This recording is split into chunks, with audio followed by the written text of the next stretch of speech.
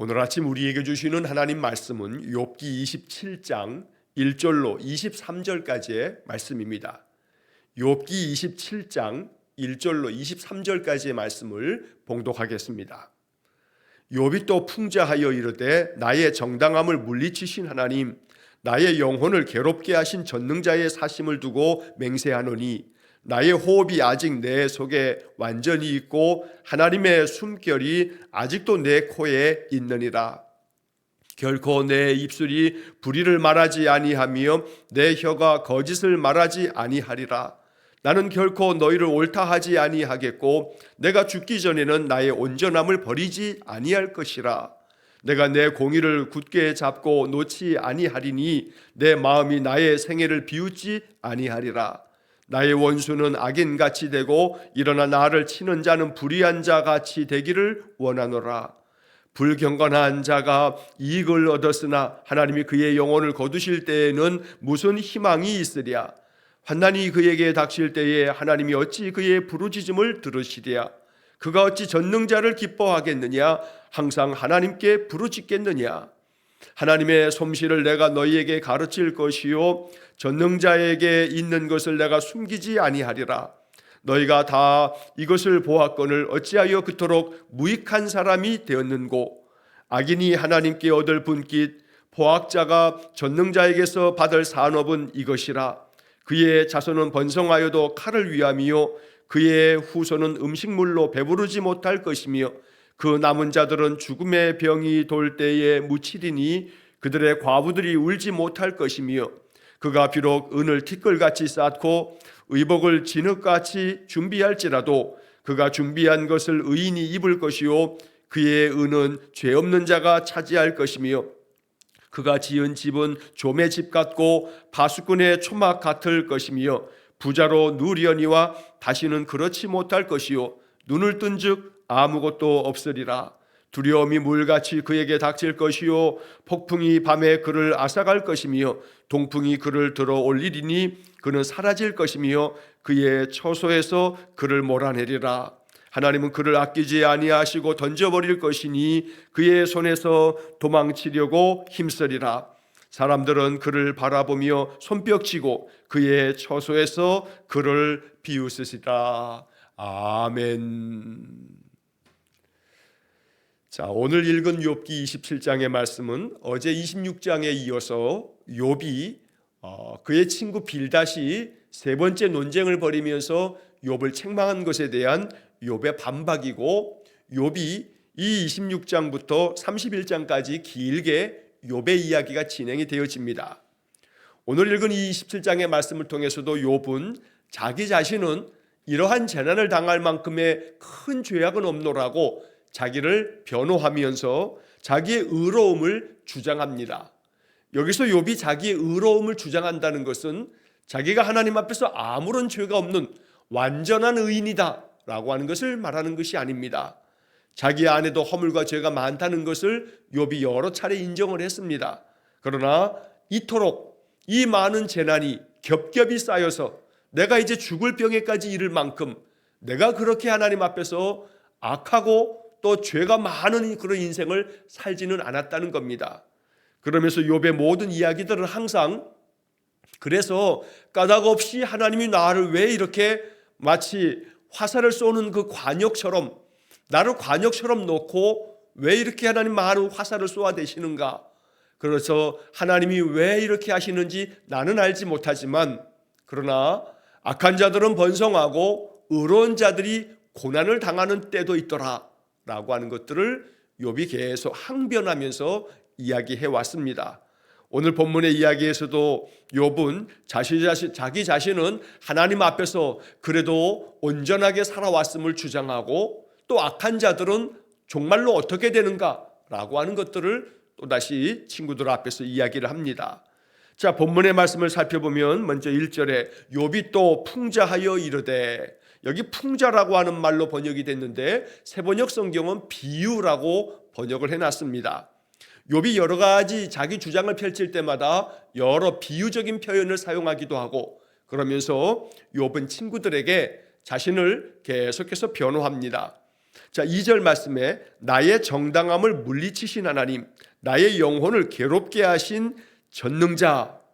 자, 이 욥은 하나님께서 나를 지금 괴롭히고 있다고, 내가 정당함에도 불구하고 나의 정당함을 인정해 주시지 않으시고 다 물리치셨노라고 이야기를 합니다. 그래서 자기 자신이 그래도 나름대로 하나님을 온전히 따르고 주의 말씀대로 순종하며 살고 하나님 경외하면서 살았기 때문에, 그럼에도 불구하고 하나님 나를 왜 이렇게 대하시는지 나는 도무지 알 수가 없다고 욥은 계속 주장하는 겁니다. 그래서 세번역 성경에서 이 2절 말씀을 보면 그분께서 나를 공정한 판결을 받지 못하게 하시며 나를 공정하게 판결하지 않으시고 계시다라고 욥이 주장하는 겁니다. 그래서 내 영혼을 괴롭게 하신다고 욥은 이야기합니다. 하나님께서 한 영혼을 괴롭게 한다, 이 욥의 생각을 우리 가만히 이렇게 바라보면 우리의 인생의 삶 속에서도 그저 많은 인생의 괴로움들이 찾아옵니다. 그런데 그 괴로움이 찾아올 때마다 우리는 종종 내가 이러한 죄를 지었기 때문인가 라고 하는 그런 죄책감에 사로잡힐 때가 있습니다. 그래서 어떤 심각한 어려움에 빠지게 되면 그 고통 앞에서 신음하면서 내가 이러이러한 죄를 지었기 때문에 하나님이 나를 이렇게 하시는가 하는 죄책감에 빠지게 되면 2중 3중으로 괴로움이 우리의 마음을 아주 억누릅니다. 우리는 오늘 이 성경의 이야기에서 욥의 이 표현, 나의 영혼을 괴롭게 하신 전능자, 이 말씀을 볼 때 우리는 욥기를 계속 지금 2달 가까이 이렇게 읽어가면서 욥을 통해서 그가 하나님을 어떻게 찾아가는가, 어떻게 하나님을 만나가고 있는가라고 하는 것들을 욥기 전체를 통해서 눈여겨보아야 합니다.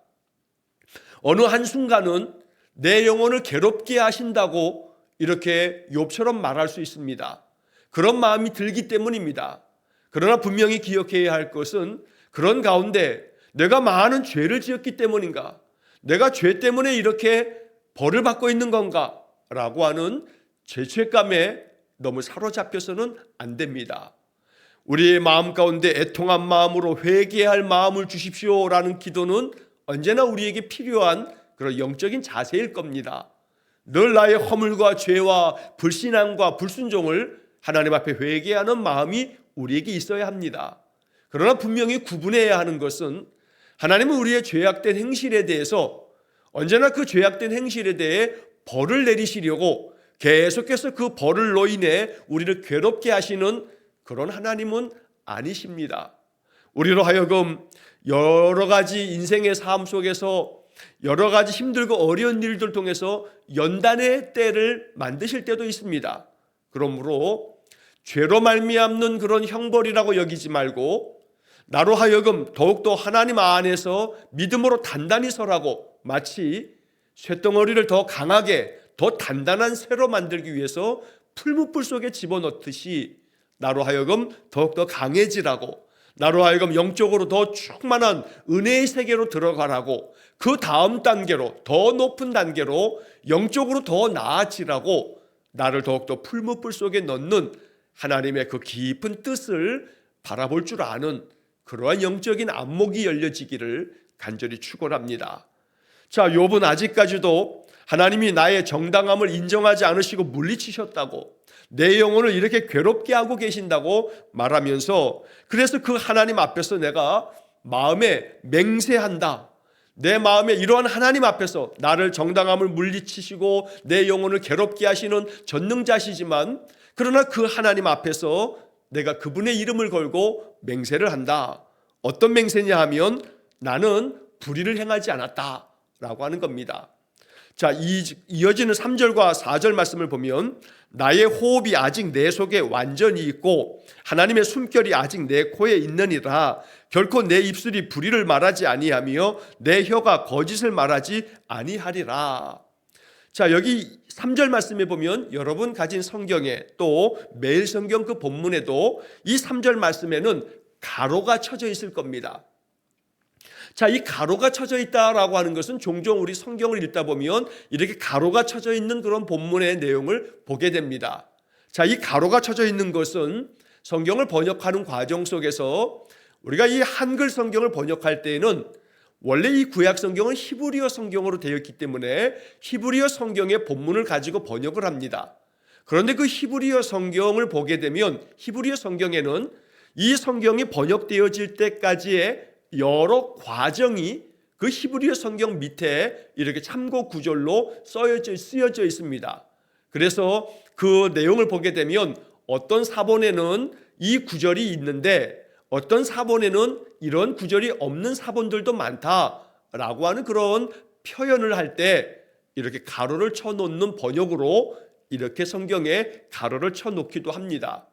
또 우리가 성경을 읽다 보면 어떨 때는 어떤 성경 구절에 절수가 있는데 몇 절 이렇게 숫자가 있는데 그 옆에 가로가 쳐져 있고 그 가로 안에는 없음, 없다라고 하는 없음이라고 써져 있는 그런 가로가 쳐져 있는 부분을 볼 때도 있습니다. 그런 것도 역시 마찬가지로 그런 번역의 과정 속에서 히브리어 성경이나 또 신약 성경, 헬라어 성경에서 그 사본에 보게 되면 무언가 있긴 있는데 너무 많이 이 사본이 오랜 세월 동안에 훼손이 돼가지고 이것을 도무지 읽어낼 수 없는 그런 지경이 되어서 분명히 무언가 기록이 되어져 있지만 그러나 그 내용을 도무지 알 수 없을 때에 여기에 무언가 기록이 되어져 있다라고 하는 것을 나타내기 위해서 그렇게 가로를 쳐놓고 어떤 사본에는 이 부분이 없기도 하지만 어떤 사본에는 있지만 그 내용을 알 수가 없다는 것을 표현해 놓고 있는 것이 우리 한글 성경의 이 번역된 모양입니다. 자, 그래서 어떤 사본에는 이 3절의 말씀이 없는 사본도 있지만 대체로 또 중요한 사본들에는 이 구절이 있기 때문에 가로를 쳐놓았다라고 하는 걸로 여러분 이해하시고 그렇게 크게 중요한 것은 아니기 때문에 이러한 본문이 나올 때 참고적으로 말씀을 드립니다. 자, 3절의 말씀의 이야기는 이런 겁니다. 나의 호흡이 아직 내 속에 완전히 있다. 아직 내가 살아있다는 겁니다. 또 같은 뜻으로 하나님의 숨결이 아직도 내 코에 있느니라. 즉 하나님께서 내 코에 생기를 불어넣으셔서 하나님의 숨결이 아직 내 코에 있다. 즉 내가 아직도 호흡하고 있다. 내가 살아있다. 그러니까 이 이야기는 내가 살아있는 한 내가 아직도 하나님 내 코에 생기를 불어넣어서 내가 이렇게 살아있는 이 동안에는 결코 4절로 넘어와서 결코 내 입술이 불의를 말하지 아니하며 내 혀가 거짓을 말하지 아니하리라 라고 이야기합니다. 그러니까 이 3절과 4절은 이어지는 이야기인데 이 3절에서 세번역 성경은 이렇게 번역을 합니다. 내게 호흡이 남아있는 동안은 하나님이 내 코에 불어넣으신 숨결이 내 코에 남아있는 한 그리고 4절로 넘어옵니다. 그래서 즉 다시 쉽게 얘기하면 내가 살아있는 한 4절 결코 내 입술이 불의를 말하지 아니하며 내 혀가 거짓을 말하지 아니하리라. 내가 살아있는 한 나의 결백함을 주장하면서 내가 결코 악한 말을 하지 아니할 거고 또 내 혀로 거짓말을 하지 않겠다고 내가 맹세한다 라고 친구들 앞에서 말하는 겁니다. 결코 내가 지금 말하는 모든 것들이 악한 말을 불의한 말을 하는 것이 아니고 내 혀가 거짓을 말하지 않는 거다. 나는 이러한 모든 것들을 나의 정당함을 물리치셨지만 또 내 영혼을 괴롭게 하셨지만 바로 그 전능하신 하나님의 사심을 두고 내가 맹세한다. 맹세코 내가 거짓말하지 않는다 라고 말하면서 이제 그 다음 5절 말씀과 6절 말씀에서 이렇게 맹세코 내가 절대로 살아있는 한 거짓을 말하지 않는다 하면서 이제 욥이 주장하는 바가 5절과 6절에 이어지는 겁니다. 자, 5절 6절에서 나는 결코 너희를 옳다 하지 아니하겠고 내가 죽기 전에는 나의 온전함을 버리지 아니할 것이라. 자, 이 말이 지금 욥이 자기 자신을 항변하듯 그렇게 변호하는 겁니다. 나는 결코 너희가 옳다고 인정하지 않는다는 겁니다. 너희 세 친구들이 지금 나에게 계속해서 이렇게 나를 반박하고 내가 죄 때문에 지금 재난을 당하고 내가 이 죄악 때문에 자녀들도 다 죽은 거고 그리고 내 삶에도 이렇게 질병으로 내가 고통하며 죽어가고 있는 것이 내 죄 때문이라고 너희들 주장하고 있지만 나는 너희가 결코 옳다고 그렇게 인정할 수 없다. 자, 그리고 내가 죽기 전에는 나의 온전함을 버리지 아니할 것이다. 내가 죽을지언정, 내가 죽더라도 내가 이렇게 큰 재난을 당할 만큼 죄 가운데 살았다는 거 나는 인정할 수 없다. 그래서 죽기 전에는 나의 온전함을 버리지 않겠다. 내가 온전하다고 하는 나의 이 주장을 내가 포기하지 않겠다.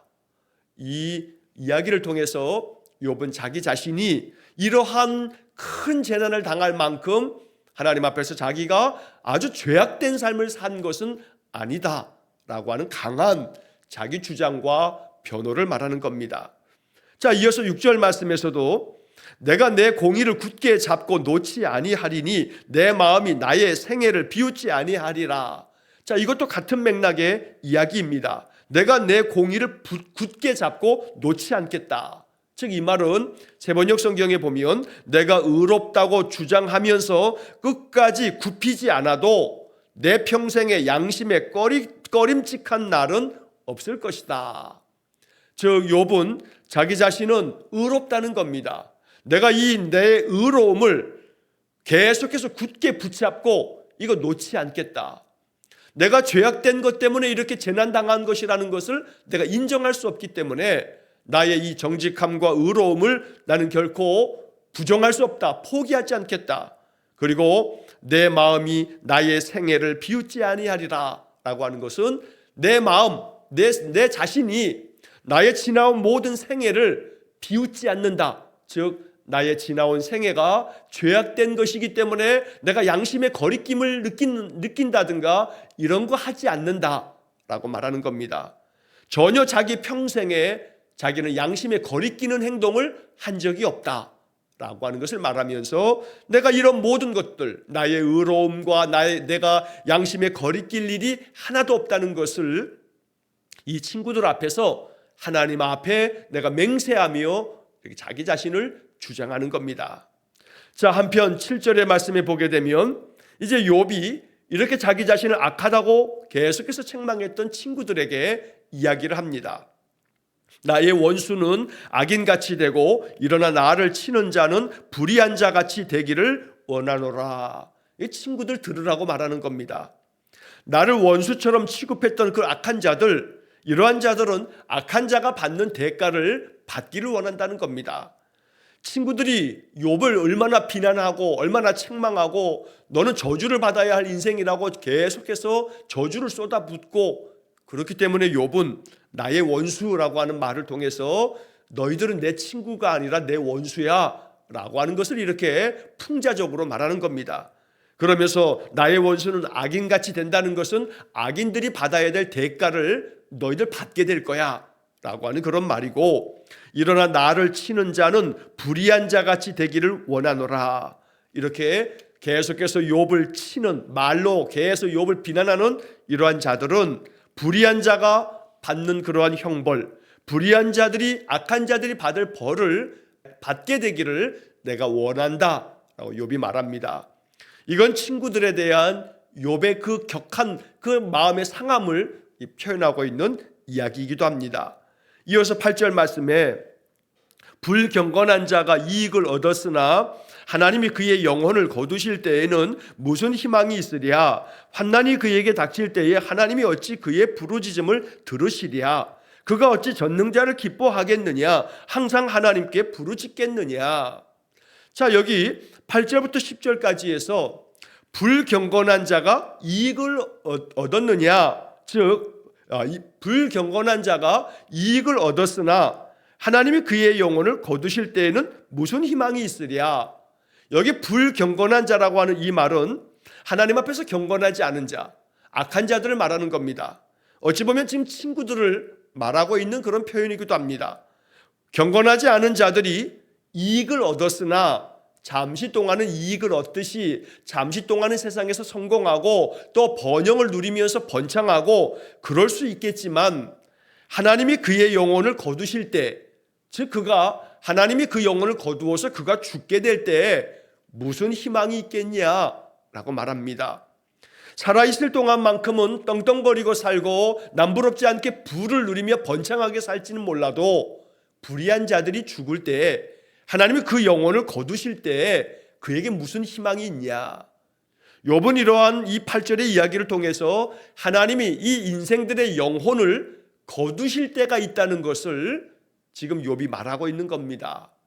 그래서 우리는 이 8절 말씀을 통해서 아주 중요한 사실 하나를 발견하고 이걸 믿음으로 받아들여야 합니다. 모든 인생들이 죽으면 그냥 그걸로 끝나는 게 아니고 하나님이 그의 영혼을 거두신다는 겁니다. 자, 이렇게 하나님이 그 영혼을 거두시게 될 때 불의한 자들, 경건치 않은 자들, 악한 자들이 무슨 희망이 있겠는가? 환난이 그에게 닥칠 때에 하나님이 어찌 그의 부르짖음을 들으시겠는가? 즉 여기서 환난이 그에게 닥친다는 것은 세상에서 육신을 가지고 살아갈 때는 남부럽지 않게 모든 것 다 누리면서 번창한 삶을 살아갈 수 있겠지만 환난이 그에게 닥칠 때, 즉 바로 그 앞에 있는 구절처럼 하나님 그 영혼을 거두실 때를 말하는 겁니다. 그가 이 땅에서 이제 죽음을 맞이하게 될 때 하나님이 어찌 그의 부르짖음을 듣겠는가? 하나님 결코 듣지 아니하고 그가 하나님 앞에서 마지막 심판을 당할 때에 그 심판의 자리에서 하나님은 그 죄인들, 그 악한 자들을, 경건하지 않은 불의한 자들을 외면하시고 그들에 대해 완전한 심판으로 하나님의 그 뜻을 이루실 것이라고 말하는 겁니다. 10절 말씀도 그가 어찌 전능자를 기뻐하겠느냐? 항상 하나님께 부르짖겠느냐? 즉 이 불의한 자, 경건치 않은 악한 자들이 하나님 앞에서 심판을 당할 때에 그가 어찌 하나님 앞에서 기뻐할 수 있겠는가? 심판 앞에서는 결국 그는 모든 그 이 땅에서 사는 동안에 그 모든 번영과 그 모든 것들이 다 소멸되고 멸망당할 것이기 때문에 전능자 앞에서 그는 결코 기뻐할 수 없는, 희망이 없는 그런 날을, 그 심판의 날을 맞이하게 될 거다라고 말하는 겁니다. 그러니 그가 어찌 항상 하나님께 부르짖겠느냐? 즉 이렇게 하나님 앞에서 불경건한 자들, 악한 자들, 죄인들이 멸망을 당할 때에 그가 아무리 하나님 앞에 부르짖어 봐야 소용이 없다는 것을 욥이 이렇게 말합니다. 자, 그리고 이제 11절부터 23절까지 이어지는 말씀에서 이제 욥은 그렇다면 악한 자들은 어떻게 되는가? 정말로 악한 자들의 마지막 종말은 어떻게 되는가? 라고 하는 이야기를 이제 말합니다. 자, 어찌 보면 이 11절부터 23절의 이야기는 욥의 친구들이 그동안에 욥에게 쏟아부었던 이야기처럼 들려질 수도 있습니다. 욥의 친구들은 욥이 재난을 당한 것이 악한 자이기 때문에, 그가 죄가 많기 때문에 재난을 당한다면서 그렇게 재난을 당할 때에 이 악한 자들은 이렇게 재난을 당한다라고 욥에게 그 욥의 모든 상황들을 말하면서 그게 바로 너다라고 하는 그런 논리를 폈습니다. 그런데 욥은 지금 이 이야기에서 경건하지 않은 자들이 하나님이 그 영혼을 거두실 때 그들이 하나님 앞에서 기뻐할 수 없고 아무리 부르짖어 봐도 소용없는 그때가 되게 되면 그 악한 자들은, 죄인들은 하나님 앞에서 이러한 최후를 맞이하게 될 거다라고 하는 이야기를 욥도 주장하는 겁니다. 자, 먼저 11절 말씀에 보면 하나님의 솜씨를 내가 너희에게 가르칠 것이요 전능자에게 있는 것을 내가 숨기지 아니하리라. 자, 여기서 하나님의 솜씨를 내가 너희에게 가르치겠다. 우리 성경에는 하나님의 솜씨라고 하는 말로 번역이 되어 있는데 세번역 성경에서는 이렇게 번역합니다. 날더러도 하나님의 응답이 얼마나 큰지 가르치라고 해보아라. 나에게도 날더러도 너희들이 좀 말해봐라. 하나님의 응답이 얼마나 큰지 가르쳐달라고 너희들 한번 나한테 말해봐라. 전능하신 분께서 계획하신 바를 설명해보라고 해봐라. 그러면 내가 너희들에게 하나님의 계획을 설명하고 하나님의 응답이 얼마나 큰지를 내가 너희들에게도 말해주겠다, 가르쳐주겠다라고 말하는 겁니다. 자, 이 우리 개역개정 성경에서 하나님의 솜씨를 내가 너희에게 가르칠 것이다. 하나님의 솜씨, 하나님께서 행하시는 모든 일들을 내가 너희들에게 가르칠 수 있다. 전능자에게 있는 것, 즉 하나님의 계획을 말합니다. 하나님이 뜻하신 바 하나님의 계획을 내가 숨기지 않고 너희들에게 다 말해줄 수 있다라고 이렇게 이야기하며 12절에서 너희가 다 이것을 보았거늘 어찌하여 그토록 무익한 사람이 되었는고. 너희들도 다 알고 있는 바인데 너희들도 하나님의 계획과 하나님이 행하시는 일들을 너희가 다 알고 있건만 어째서 너희들이 이렇게 무익한 자들이 되었느냐. 욥은 그렇게 이 친구들의 어리석음을 책망하고 있습니다. 자, 13절부터 악인이 하나님께 얻을 분깃, 포악자가 전능자에게 받을 산업은 이것이라. 악한 자들은 결국 이렇게 될 거다라고 욥이 말하는 겁니다. 하나님께로부터 받을 그들의 몫은 이러한 것들이다 라고 하면서 이제 14절부터 계속 그 악한 자들의 마지막 최후는 아무리 잠깐은 그들이 이익을 얻는 것처럼 모든 것들이 번창한 것처럼 보여지지만 마지막 최후에 가서는 이렇게 될 것이다 라고 주장하는 겁니다. 자, 14절, 그의 자손은 번성하여도 칼을 위함이요 그의 후손은 음식물로 배부르지 못할 것이며, 자손들이 마지막에 가서는 망할 것이라고 말하는 겁니다.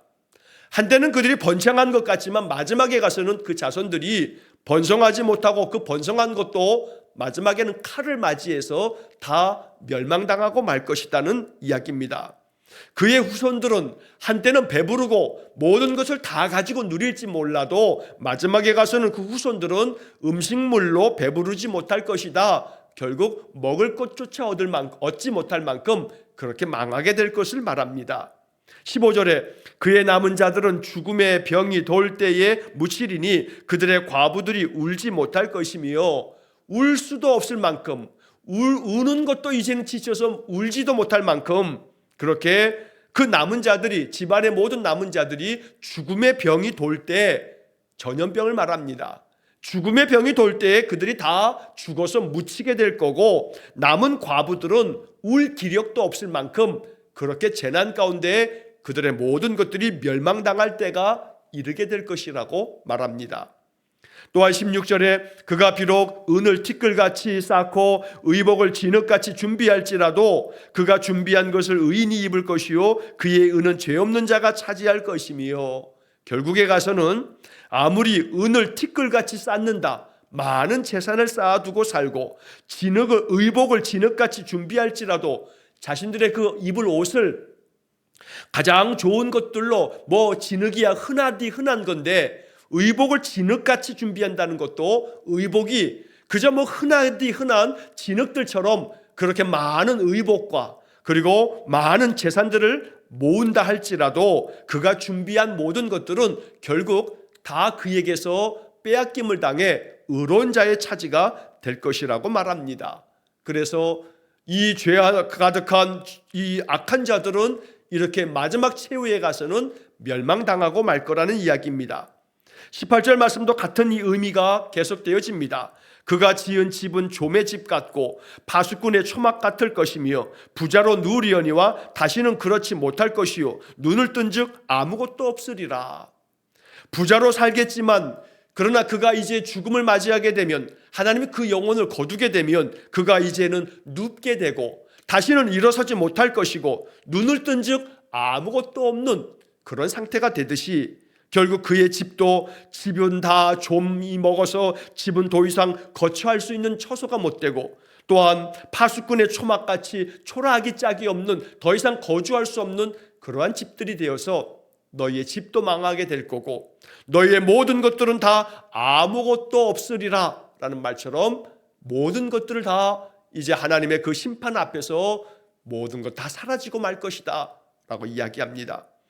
20절 말씀에서 두려움이 물같이 그에게 닥칠 것이요 폭풍이 밤에 그를 앗아갈 것이며, 두려움이 엄습해 오는데 마치 물같이 그에게 닥친다는 것은 홍수가 나서 그 홍수로 말미암아 모든 것들을 다 앗아가듯이 그렇게 두려움이 그들에게 찾아오게 될 거다. 폭풍이 밤에 그를 앗아갈 거다. 그래서 그 폭풍으로 그들의 모든 것들이 다 사라져버릴 것을 말합니다. 21절 동풍이 그를 들어 올리리니 그는 사라질 것이며 그의 처소에서 그를 몰아내리라. 동풍이, 거센 광풍이 불어서 그를 들어 올려 완전히 날아가 버리도록, 사라져 버리도록 그렇게 만들 것이라고 이야기합니다. 이러한 모든 것들이 하나님의 마지막에 가서의 죄인들에 대한, 악한 자에 대한, 경건하지 않은 자에 대한 하나님의 심판이라고 욥이 주장을 하는 겁니다. 마지막 22절 23절에서 하나님은 그를 아끼지 아니하시고 던져버릴 것이니 그의 손에서 도망치려고 힘쓰리라. 아무리 그의 손에서 도망치려고 힘쓰고 힘써봐야 소용없는 짓인데 결국 하나님께서 그를 아끼지 아니하시고 던져버릴 것이라고 말하는 겁니다. 이것이 악한 자들, 죄인들에 대한 마지막 최후라고 이야기합니다.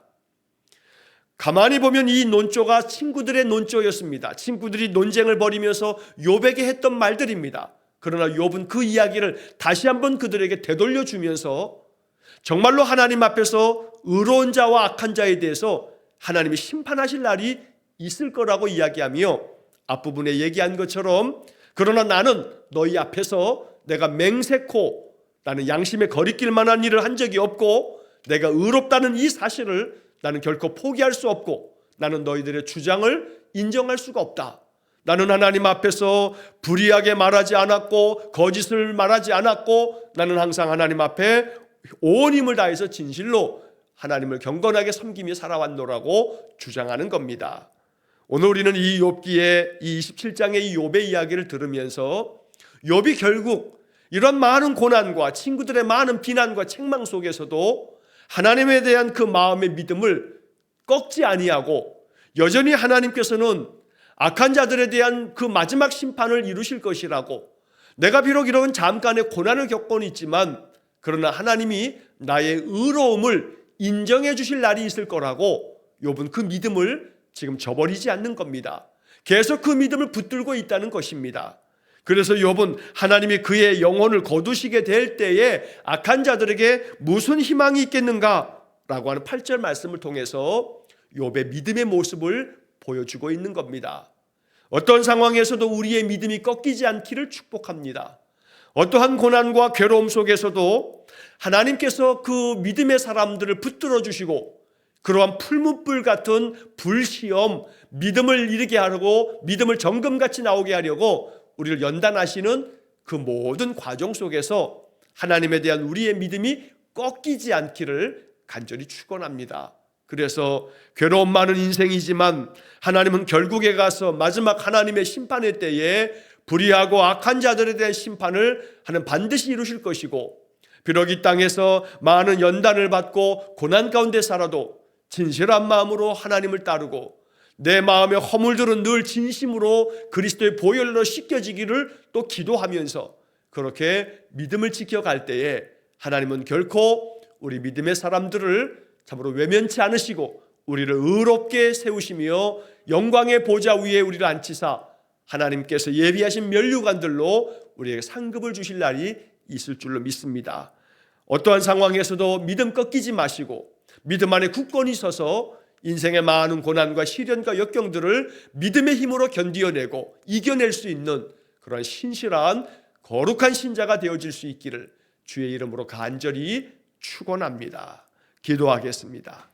자비로우신 아버지 하나님, 말할 수 없는 고난을 겪고 있지만 고통 가운데 죽어가고 있지만 욥이 결단코 여호와의 이름으로 맹세할 만큼 단단한 마음으로 그가 고백하는 것처럼 하나님께서 영혼을 거두시는 그날 이 땅의 모든 인생들은 하나님 앞에서 엄중한 심판을 받아 의로운 자에게 하나님 자비를 베푸실 것이며 악한 자들의 모든 죄가를 하나님이 심판하실 것을 욥이 주장하는 모습을 통해서 하나님 우리의 마음에도 어떠한 인생의 상황에서도 믿음 저버리지 아니하고 그 믿음 꺾이지 아니하고 공의로우신 정의로우신 하나님께서 불의한 자들과 악한 자들에 대한 심판의 날을 우리가 기억하기에 더욱더 진실함으로 많은 시련과 역경이 있다 할지라도 믿음 안에서 견디어내고 이겨낼 수 있는 그러한 저희 모든 성도들 되게 해 주옵소서. 오늘도 한날의 삶 주님과 동행하며 살 때 우리의 마음에는 감사가 늘 넘쳐나고 기쁨의 찬양으로 주님께 영광 돌리는 복된 하루가 되게 해 주옵소서. 모든 것을 주님께 의탁하오며 예수님 이름으로 기도하옵나이다. 아멘. 우리 구주 예수 그리스도의 은혜와 하나님 아버지의 극진하신 사랑과 성령의 교통하심이 늘 영원토록 변함없으신 여호와 하나님의 공의와 정의를 믿기에 오늘도 어떤 시련과 역경 속에서도 믿음이 꺾이지 아니하고 더 굳건한 마음, 굳건한 믿음으로 하나님을 따르기를 기도하는 머리 숙인 귀한 성도들 위에와 저들 가정과 온 가족들 위해 영원토록 함께 하시길 축원하옵나이다. 아멘.